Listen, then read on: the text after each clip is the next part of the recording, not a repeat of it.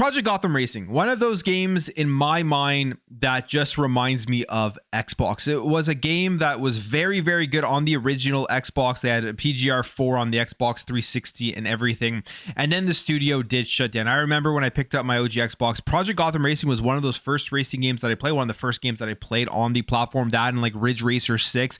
Whenever I buy a new console, you have to get a racing game because it does show off the new graphics and everything that this new platform is going to be bringing. Is generally the best styles of games to show off the advancement from the previous generation to the new generation. And Project Gotham Racing was one of those games, a phenomenal racing game. It was an Xbox exclusive. Obviously, it's not being made anymore as the studio did shut down in 2011. And there's a lot of nostalgia for this series. People would have loved to see this thing come back. And if it wasn't for Activision, and if it wasn't for Bobby Kotick, we would have seen more Project Gotham Racing games in the future. Bobby Kotick talks about the studio, the developer of these games, and how they believed it was just an expensive lesson for Activision before the studio did close down. Very disappointing to see. Bobby Kotick is coming out here talking about many different things in terms of Activision, the business, EA, all that stuff. We'll talk about that in other videos, but I wanted to focus here on Project Gotham Racing and Geometry Wars and Bizarre Creations.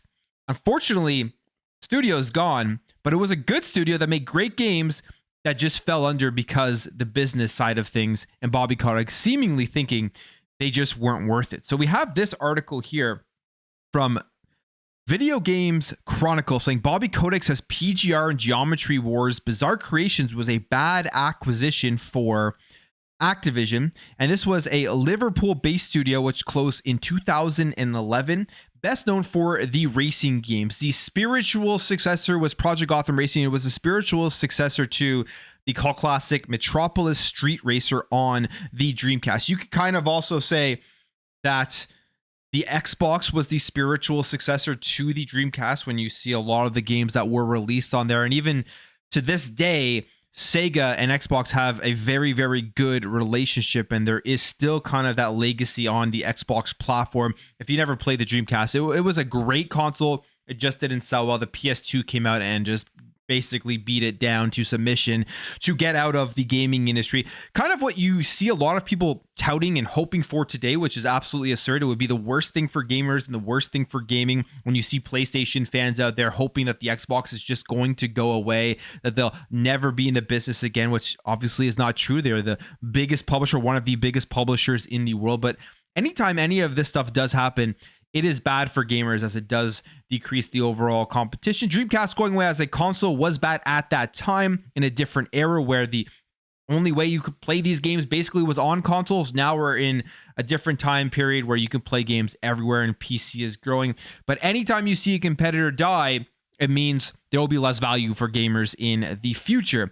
But Metropolis Street Racer, a cool game on the Dreamcast, and then PGR, Project Gotham Racing, came as a spiritual successor to that series after on the Xbox, exclusive to the Xbox back in the early 2000s.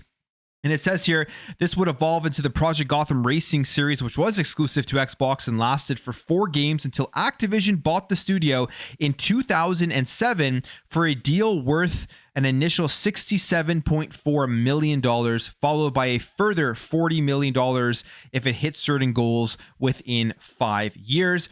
And then after this buyout, Bizarre Creations wouldn't even go on to last 5 years, with Activision announcing in 2010 that it was closing the studio down. The only games released under Activision from this studio were Geometry Wars Retro Evolved 2, which is actually a good game. I mean, Geometry Wars games are really fun. If you've never played them, I highly recommend playing them. They're just fun games that you jump into, try to get your high score and everything. Very cool games. Blur, which, again, a good racing game.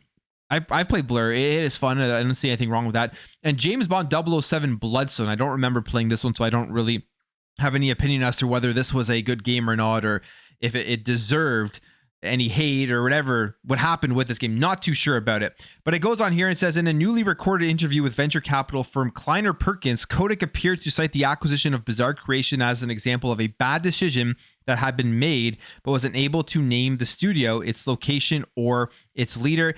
And then after the Kleiner Perkins advisor Bing Gordon asked Kotick what his trick was for always making good acquisitions. He replied that they weren't always positive in his opinion, specifically saying here, we actually had a bad acquisition.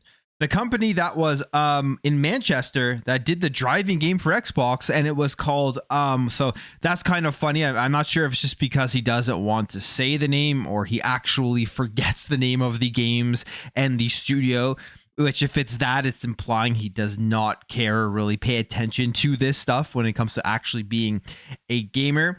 And it goes on here and says that they had a good guy who was running the day-to-day, seemingly referring to the studio head Brian Woodhouse, who says that he negotiated and delivered the Activision acquisition of Bizarre Creations. He puts this on his LinkedIn page. And then Kotick described him as a brilliant guy, like a McKinsey guy. He was into strat planning.